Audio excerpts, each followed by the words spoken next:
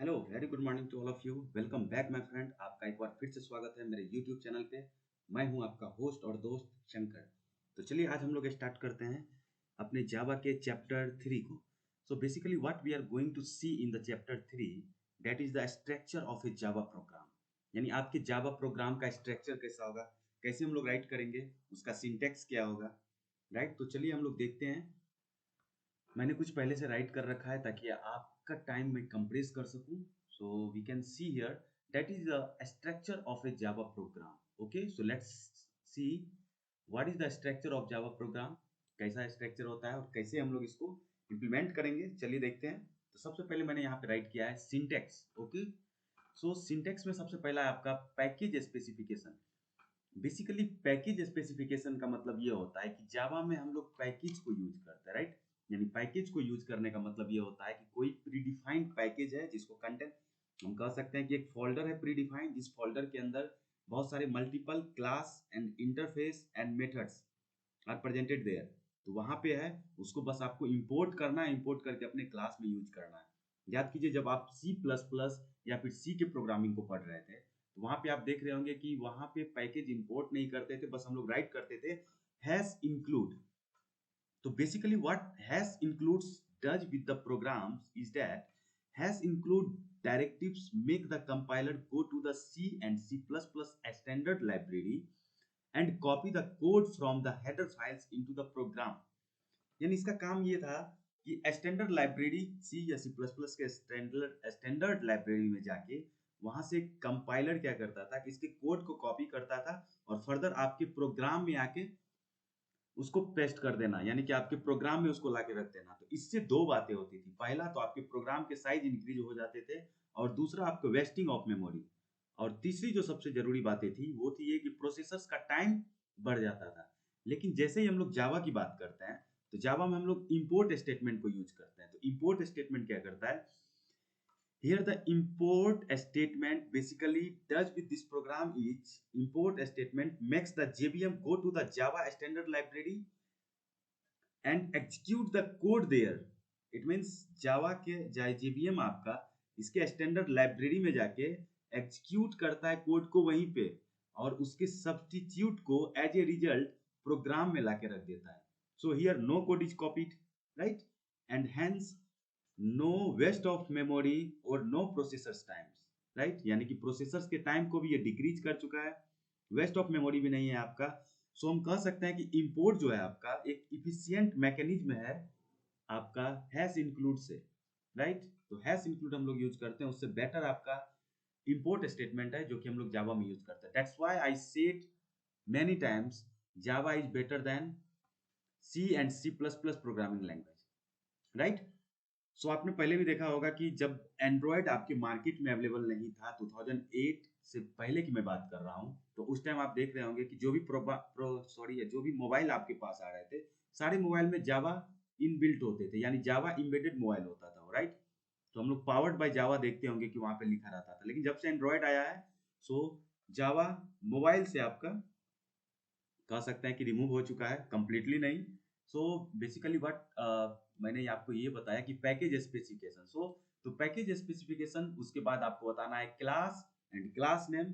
यानी कि यहाँ पे ये जो क्लास है, ये क्लास आपका एक कीवर्ड है। We can say like it's a keyword, right. So I am writing here it's a keyword. So class is a keyword, predefined keyword है, आपको यूज करने ही पड़ेंगे। Second thing is the class name, यानी कि यहाँ पे अब आपका क्लास नेम है, तो क्लास नेम आप डालेंगे।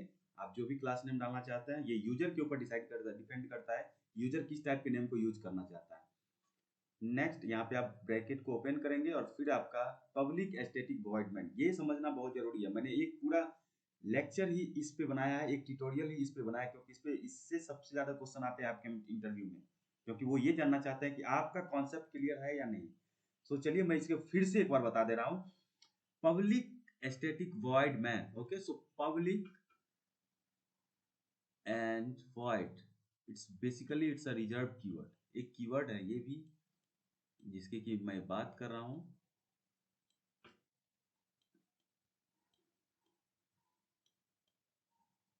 देन आफ्टर एस्थेटिक्स, देखिए पब्लिक को हम लोग एक्सेस स्पेसिफायर बोलते हैं, राइट। तो यहाँ पे मैंने जैसे पब्लिक यानी कि जो भी यहाँ पे डिफाइन है वो सारा कीवर्ड ही है, और यहाँ पे पब्लिक जिसकी मैं बात कर रहा हूँ ये आपका एक्सेस स्पेसिफायर है। So I am writing here access specifier, okay. Access specifier. Then after, what is the aesthetics? So basically aesthetics is also a modifier, यानी access modifier, यानी aesthetic आपका modifier है। So it's a modifier. So aesthetic keyword आपका modifier है, and then after here is the void. Void it's a keyword and it's a return type. It's a return type of main, यानी void आपका main का return type है, यानी कि ये बताता है कि प्रोग्राम में main को क्या रिटर्न करना है। ऑब्वियस सी बात है, main is the that things that compilers the first JVM goes to this main methods, यानी कि main method के पास पहले जाता है और ये देखता है, तो JVM को रिटर्न में, प्रोग्राम के रिटर्न में कुछ नहीं चाहिए होता है, right. That's why we write void main, यानी कि void main राइट करने का मेरा मकसद साफ है कि JVM को रिटर्न में कुछ भी नहीं चाहिए, इसलिए इसका main का टाइप आपको void करना पड़ेगा। So basically it's a return type. So I'm writing here it's a return type.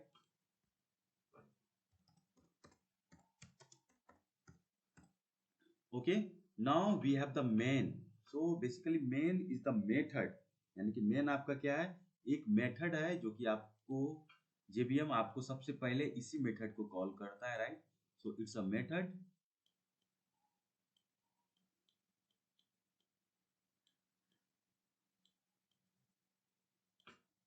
Now here is the string AR, right?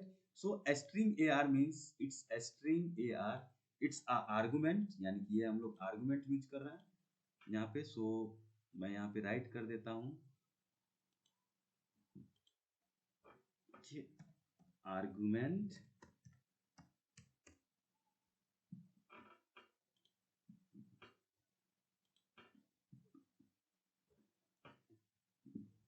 So string basically आपका जो ये स्ट्रिंग मैंने यहाँ पे राइट किया, ये स्ट्रिंग आपका एक क्लास है, यहाँ पे मैंने इसे आर्गुमेंट पास किया है। तो आर्गुमेंट हम लोग पास करते हैं मेन मेथड में, और यहाँ पे एच जो मैंने राइट किया है ना, ये array object of string class, यानी कि इस स्ट्रिंग क्लास का एरे हम लोग यहाँ पे क्रिएट कर रहे हैं। So basically we can say it's a array object of string class, right. ये बहुत ही इंपॉर्टेंट है, अब ध्यान से देखेंगे। Array object of string class, right. कि यहाँ पे अब आप एरे ऑब्जेक्ट किसे बोल रहे हैं, एरे ऑब्जेक्ट है स्ट्रिंग क्लास का। तो बेसिकली मैं अगर आपको बताऊं कि सोचिए जरा सा कि हम लोग राइट करते हैं public static void main string, अगर आप वहां पे राइट नहीं करते हैं तो क्या होगा, राइट। ये इंटरव्यू में भी क्वेश्चन पूछे जाते हैं कि अगर पब्लिक स्टैटिक वॉइड मैन मैं राइट करूं और स्ट्रिंग यानी कि आर्गुमेंट उसमें नहीं राइट करूं, array object of string class नहीं बनाऊं, तो क्या होगा। तो बेसिकली जब आप ऐसा नहीं करते हैं तो इसके लिए सबसे बड़ा प्रॉब्लम ये होगा, क्योंकि आपका जो प्रोग्राम होता है जेवीएम क्या करता है ना कि ऑलवेज एक ऐसे मेन मेथड को फाइंड करता है जिसमें स्ट्रिंग टाइप के एरे एज ए पैरामीटर हो। अगर ऐसा नहीं होगा तो जेवीएम ये नहीं समझ पाएगा कि मेन मेथड जो यहाँ पे डिफाइन किया गया है, क्योंकि मैंने आपको पहले भी बताया है कि जेवीएम के अंदर मेन मेथड कॉन्फ़िगर किया जाता है। मेन मेथड को वहाँ पे कॉन्फ़िगर किया गया है और वहाँ पे स्ट्रिंग एज ए पैरामीटर वहाँ पे पास किया गया है। अगर वहाँ पे पैरामीटर उसको फाइंड नहीं होगा तो जेवीएम ये नहीं समझ पाएगा कि ये मेन मेथड जेवीएम से रिलेटेड है, और जेवीएम इसको रन टाइम एरर देगा, यानी कि रन टाइम आपके प्रोग्राम में एरर ये प्रोड्यूस करेगा। कंपाइल टाइम में कोई एरर नहीं देगा, क्योंकि कंपाइल टाइम में आप ये राइट करते हैं तो उसको देखिए कंपाइलर उसको कंपाइल कर देगा, लेकिन रन टाइम में ये एरर देगा। Okay, so basically it is important to write the public static void main string as, okay, so you can write anything over here. I am writing here as, you can write arr, you can write your name also. so array जब भी आप बनाते हैं किसी भी class के object का, तो वहां पे आप कोई भी अपना नेम दे सकते हैं, ओके, बस रिजर्व कीवर्ड को छोड़ करके।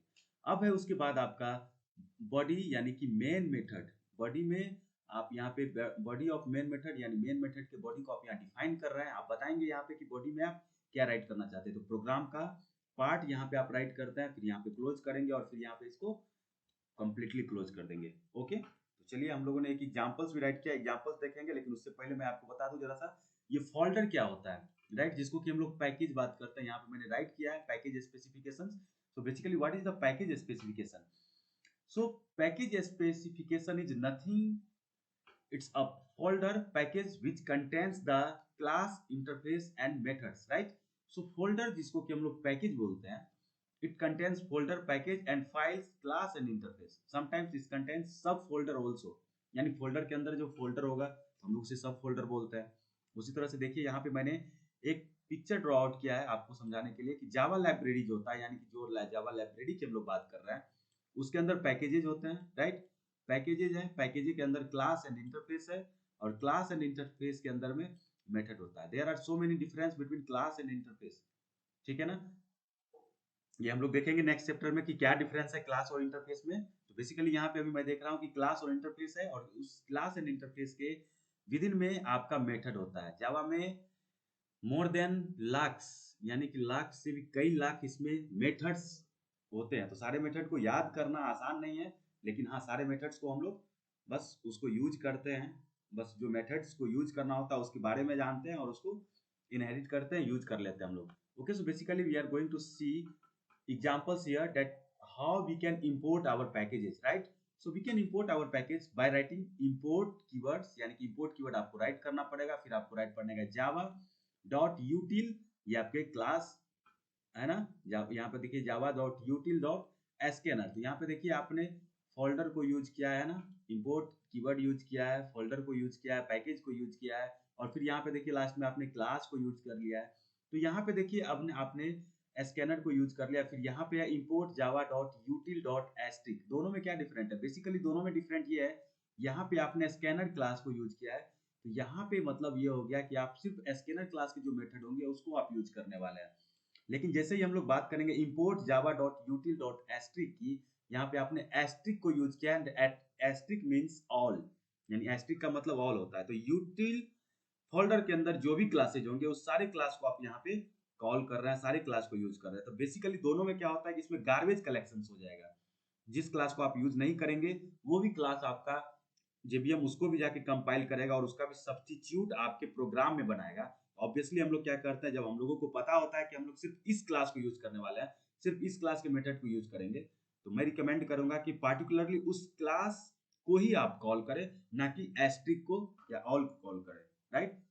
सो ए package is container that contains a set of class, यानी पैकेज आपका एक ऐसा कंटेनर्स है जो कंटेंस करता है सेट ऑफ क्लासेस, इंटरफेस और सब पैकेज को, यानी कि सब पैकेज को, सेट ऑफ क्लास को, इंटरफेस को कंटेन करता है। Then after package can be divided into two groups. Package को दो ग्रुप में हम लोग डिवाइड कर सकते हैं। पहला है आपका प्री डिफाइंड पैकेज और दूसरा है यूजर डिफाइंड पैकेज। अब ये प्री डिफाइंड पैकेज आपका क्या है? To be defined by the system, यानी कि जो प्री डिफाइंड पैकेज जो आपको जावा में प्री डिफाइन है, पहले से डिफाइन है, आपको बस यूज करना है। दूसरा है आपका to be defined by the programmer, यानी कि प्रोग्रामर यानी कि आप और मैं जब इसे यूज करेंगे, राइट करेंगे, तो इसे डिफाइन कर लेंगे और डिफाइन करने के बाद इसको यूज करेंगे। कैसे प्रोग्रामर्स है, प्रोग्रामर्स में आप उसको प्रोग्रामर्स उसको डिफाइन करते हैं अपने नीड के अकॉर्डिंग और डिफाइन करके उसको यूज करते हैं। Basically we are going to see the, चलिए हम लोग देखेंगे कि पैकेज कितने होते हैं। तो पहले यहाँ पे एग्जांपल्स है, एग्जांपल्स हम लोग देख ले। सो यहाँ पे मैंने राइट किया import java dot lang dot asterisk, यानी कि asterisk को मैंने यूज किया है यहाँ पे, मींस ऑल lang पैकेजेस के अंदर जो भी क्लासेज होंगे, सारे क्लासेस, सारे मेथड्स आपके यहाँ पे कॉल हो जाएंगे। क्लास एबीसी, यानी कि क्लास का नाम आपने एबीसी राइट किया है। Public static void main string, now you are printing just like system dot out dot println hello world, यानी कि अब आपने हेलो वर्ल्ड को प्रिंट किया। तो let us see the some examples for that. So I am going to start the notepad. Okay, चलिए notepad पे मैं यहाँ पे एक प्रोग्राम राइट कर लेता हूँ। Okay, so basically what's our program is,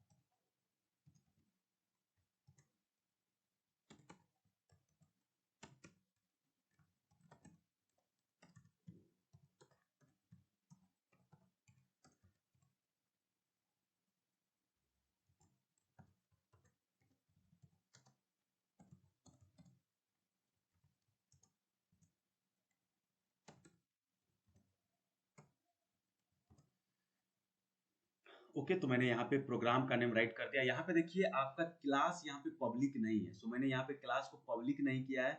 तो यहाँ पे ये हो गया कि इस प्रोग्राम को आप किसी भी नेम से सेव करेंगे तो ये प्रोग्राम आपका कंपाइल होगा और प्रोग्राम आपका रन भी होगा। लेकिन जैसे ही आप किसी भी क्लास को पब्लिक कर देते हैं तो ये मैंडेटरी हो जाता है कि आप उस क्लास को यानी उस प्रोग्राम को उस क्लास के नाम से ही आपको सेव करना पड़ेगा, ये स्ट्रिक्ट हो जाता है। राइट, तो मैंने यहाँ पे पब्लिक नहीं किया है, क्लास एबीसी दिया है। तो हम लोग चलिए इसको सेव करते हैं।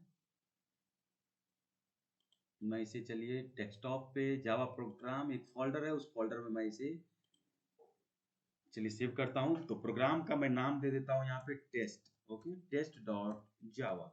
जबकि मैंने इसे कॉल किया है, प्रोग्राम बनाया है, क्लास एबीसी दिया है, ध्यान रखेंगे class test dot Java. Okay, तो मैंने इसे सेव कर दिया और सेव करने के बाद चलिए अब हम लोग डेस्कटॉप पे चलते हैं। यहाँ जावा प्रोग्राम देखिए एक फोल्डर है, फोल्डर पे डबल क्लिक कर रहा हूँ मैं और फिर यहाँ पे देखिए टेस्ट डॉट जावा। ओके, सो चलिए हम लोग CMD यानी कि CMD ओपन करेंगे। चलिए मैं ओपन कर रहा हूँ यहाँ पे, सो CMD कमांड प्रॉम्प्ट। ओके, अब यहाँ पे आपको जाना पड़ेगा आपके डेस्कटॉप पे, जो कि आपने डेस्कटॉप पे फोल्डर को रखा है, तो CD डेस्कटॉप। ओके, चलिए आप डेस्कटॉप में आ गए। अब यहाँ पे डायरेक्टरी देख लेंगे। ओके, DIR देखिए डायरेक्टरी आप देखेंगे तो यहाँ पे आपको दिखेगा जो फोल्डर आपने बना रखा है वो फोल्डर आपको यहाँ पे दिखेंगे। तो देखिए जो आपने बनाया है जावा प्रोग्राम नाम से एक फोल्डर, देखिए यहाँ पे जावा प्रोग्राम है। तो चलिए अब हम लोगों को जावा प्रोग्राम में इंसाइड करना है, यानी कि उसके अंदर आपको जाना पड़ेगा। तो चलिए जावा प्रोग्राम के इंसाइड में चलते हैं हम लोग। So you have to write CD Java space program, जैसा आपका प्रोग्राम का जैसा फोल्डर का नेम है वैसा ही आपको राइट करना पड़ेगा। तो यहाँ पे चलिए हम लोग आ चुके हैं। अब देखिए यहाँ पे डेस्कटॉप जावा प्रोग्राम में हम लोग यहाँ पे इंटर कर चुके हैं। तो चलिए अब यहाँ पे हम लोग इसे प्रोग्राम को रन करवाएंगे। सो जावा सी, अब जो आपके प्रोग्राम का नाम है, प्रोग्राम का नाम आपने राइट किया है टेस्ट डॉट जावा। ओके, चलिए कंपाइल करते हैं। देखिए आपका प्रोग्राम कंपाइल हो चुका है, जावा सी टेस्ट डॉट जावा यानी प्रोग्राम कंपाइल हो गया। अब इस प्रोग्राम को आप रन करवाइए। जैसे हम लोग रन करवाएंगे जावा टेस्ट, देखिए अब यहाँ पे ये बोल रहा है कुड नॉट फाइंड और लोड मेन क्लास टेस्ट, यानी कि क्या हुआ कि ये आपके मेन क्लास टेस्ट को लोड नहीं कर पा रहा है। क्यों? क्योंकि आपका जो ये मेन का क्लास है वो क्लास टेस्ट नहीं है, यानी कि आपने वहां पे टेस्ट क्लास नहीं बनाया था, आपने सिर्फ प्रोग्राम के नेम को कंपाइल किया है। ओके, सो यहाँ पे आपको राइट करना पड़ेगा, जब कंपाइल कर लेंगे किसी भी नेम से अगर वो है तो जावा, फिर यहाँ पे उसको कंपाइल करना पड़ेगा, रन करना पड़ेगा ABC से, यानी कि जिस नाम से आपका क्लास है उस क्लास के नाम से इसको कंपाइल करना पड़ेगा। जो मैंने आपको बताया था एग्जैक्टली वही सेम यहाँ पे हो रहा है। मैंने आपको बताया था कि क्लास अगर पब्लिक नहीं है तो आप उस प्रोग्राम को किसी भी नेम से सेव करके कंपाइल करवा सकते हैं, लेकिन रन जब करवाएंगे तो रन करवाते टाइम आपको उस क्लास के नेम को कॉल करना पड़ेगा।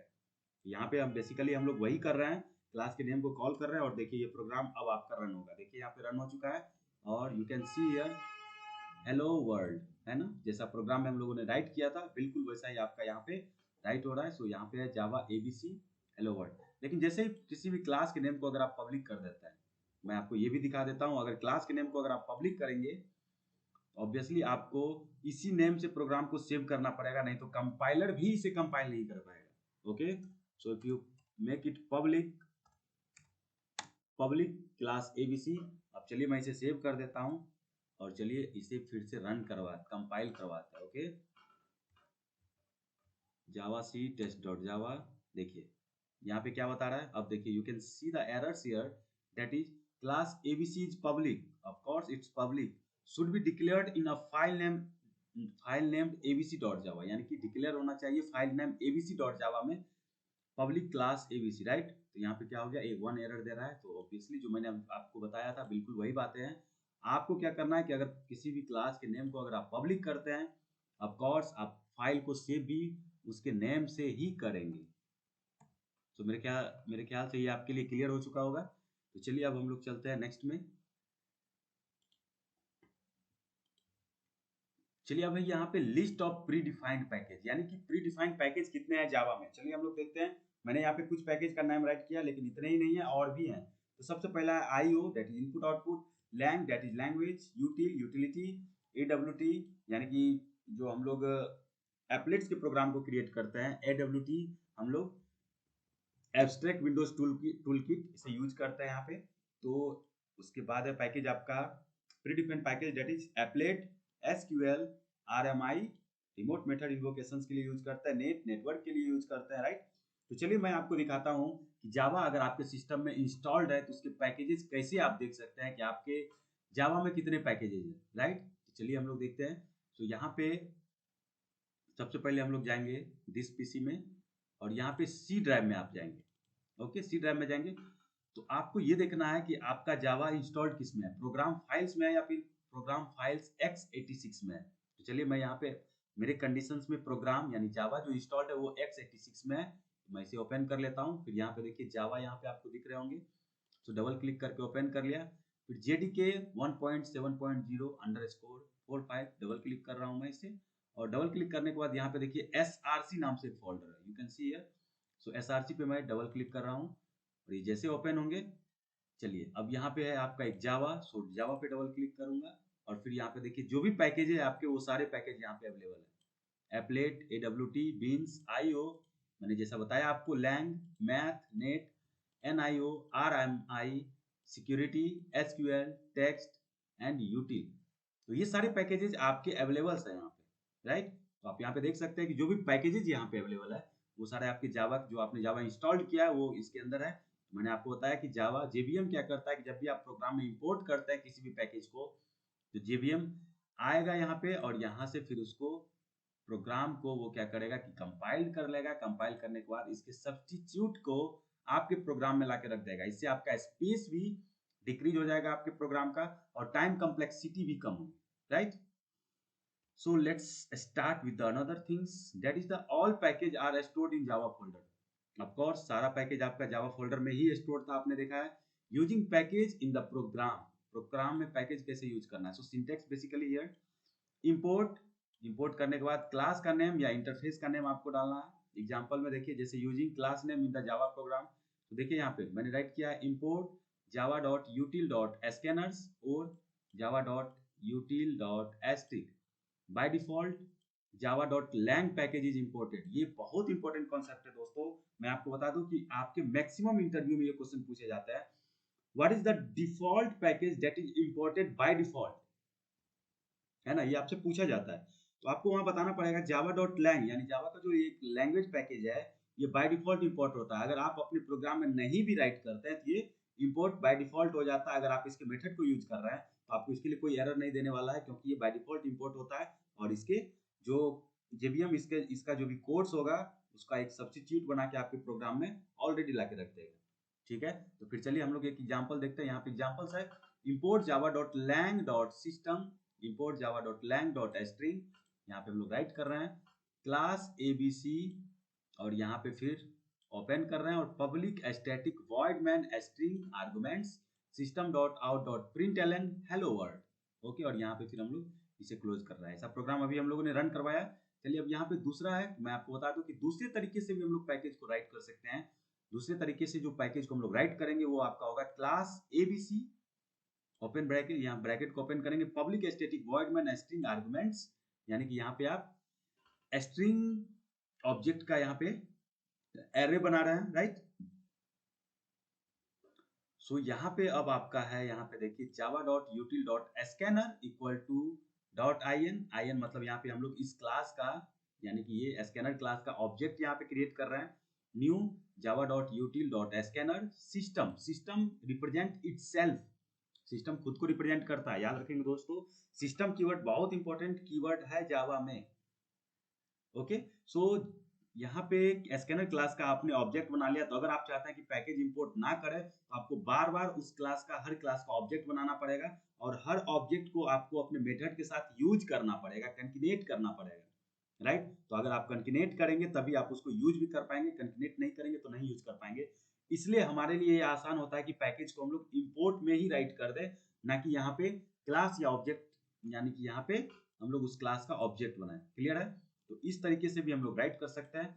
Note remember it during writing the program, यानी कि प्रोग्राम को जब आप राइट कर रहे हैं तो आपको कुछ बातें याद रखनी होंगी। सबसे पहली बात ये है, all the keyword are in lower case. Of course, I'm saying again that a Java programming language is the strict to case sensitive language. बिल्कुल ये केस सेंसिटिव लैंग्वेज है, इसलिए यहाँ पे आप जो भी राइट करते हैं, जो भी इसका प्रीडिफाइंड है, आपको उसके अकॉर्डिंग ही राइट करना पड़ेगा। अगर आप उसके अकॉर्डिंग राइट नहीं करेंगे तो आपके लिए प्रोग्राम, आपके लिए कॉम्प्लेक्सिटी क्रिएट हो सकता है, आपका एरर्स होगा। ओके, सो यहाँ पे देखना है कि जितने भी कीवर्ड्स जावा में हैं सारे को लोअर केस में राइट करना, जैसे int, long, public, class, etc। ये सारे देखिए, यहाँ पे क्लास आपने यहाँ पे स्मॉल में आपको राइट करना है, लोअर केस में राइट करना है। अगर क्लास का सी कैपिटल कर देंगे तो आपको हमेशा एरर देगा क्लास और इनम एक्सपेक्टेड, है ना, ऐसा एक एरर देगा आपको, और आप समझ नहीं पाएंगे कि एरर ये दे क्यों रहा है। आपका प्रोग्राम बिल्कुल सही है लेकिन क्लास का सी आपने कैपिटल कर दिया है, you will get the errors. And public, यहाँ पे मैं आपको दिखाई दूं कि कैसे वो एरर्स वो करता है। देखिए, चलिए इस प्रोग्राम को हम लोग कॉपी कर लेते हैं notepad. Okay, so paste here and let us see. चलिए इस प्रोग्राम में यहाँ पे क्लास मैंने लिखा है, क्लास के सी को कैपिटल कर देते हैं। ओके, और चलिए यहाँ पे इसे सेव कर लेते हैं, हम लोग सेव कर लेते हैं। प्रोग्राम का नाम डाल देते हैं abc.java। Okay, save it, then after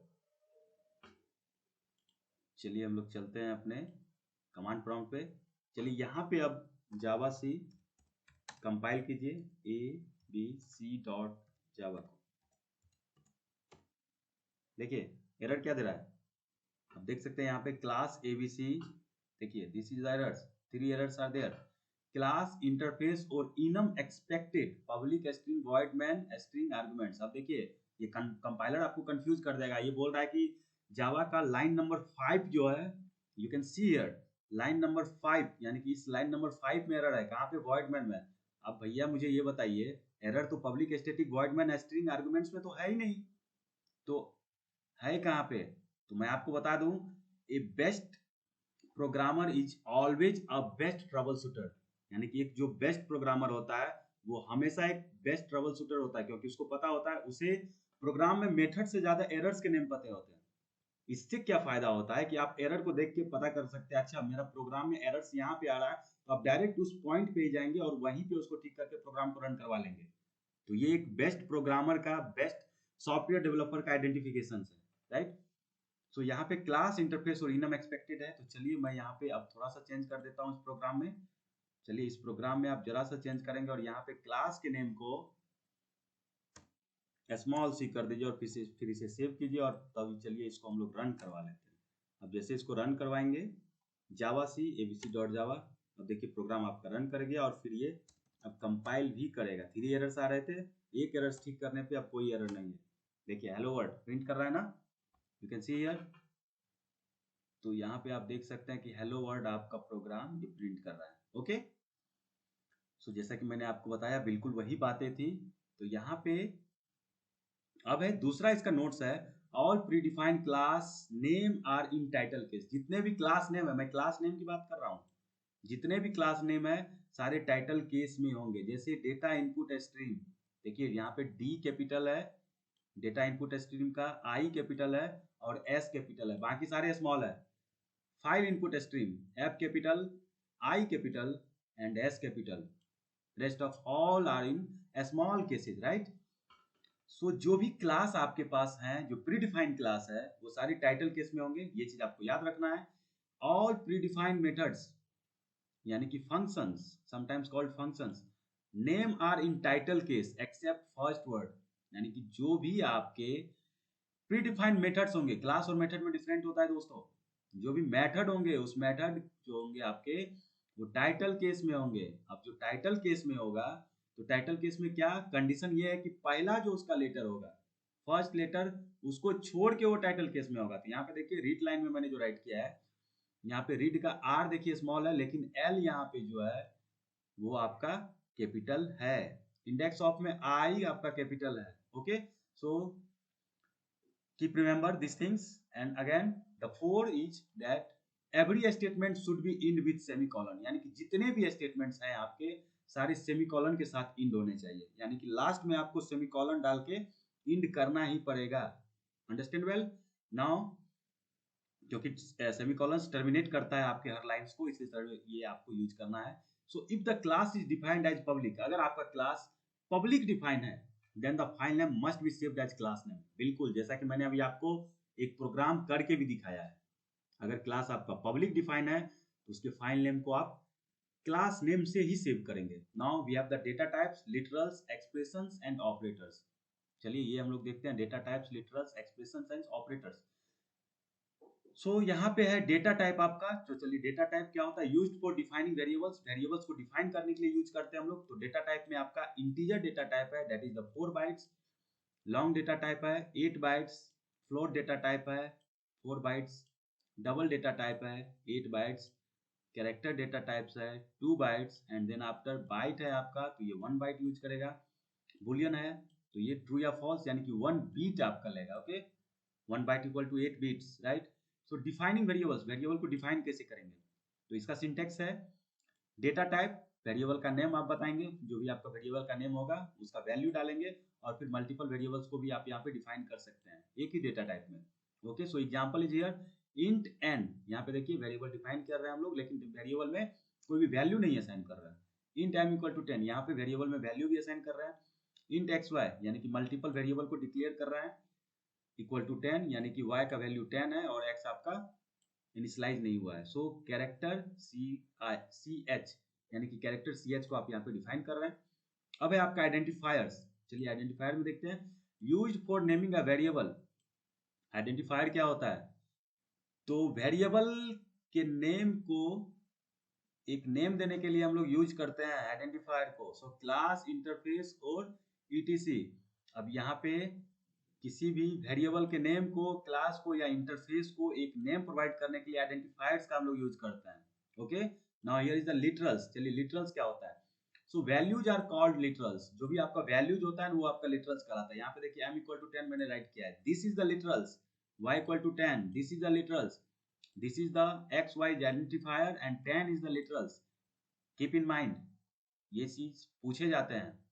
so numerical literals क्या होता है, सबसे पहले चलिए मैंने आपको बताया टाइप्स ऑफ लिटरल्स में आपका है न्यूमेरिक लिटरल्स, कैरेक्टर लिटरल्स और बुलियन लिटरल्स। चलिए न्यूमेरिक को देखेंगे, तो न्यूमेरिक लिटरल्स में आपका इंटीजर लिटरल्स है, जो कि आपका 1 to 4, 5, 4, 6, 7, -4, 2, 3, 3 है, राइट।